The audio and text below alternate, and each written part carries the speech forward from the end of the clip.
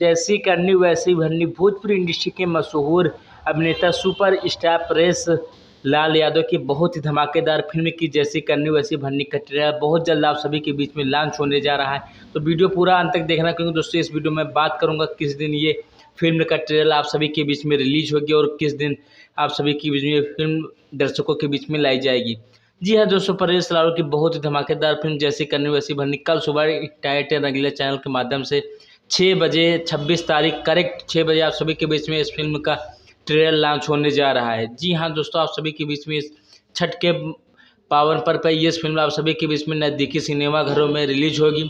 हालांकि कल सुबह 26 तारीख है और 6 बजे आप सभी के बीच में इस फिल्म का ट्रेलर भी लॉन्च हो रहा है। तो दोस्तों, जितने भी परेश रावल के फैन हैं, आप सभी लोग इस फिल्म को कल सुबह ट्रेलर को बहुत सारा प्यार और आशीर्वाद दें, और जब ही नज़दीकी सिनेमा घरों पर रिलीज हो छठ के पावन पर्व पे आप सभी लोग इस फिल्म को बहुत सारा प्यार और आशीर्वाद देकर सुपर डुपर हिट बनाए और रिकॉर्ड को कायम करें।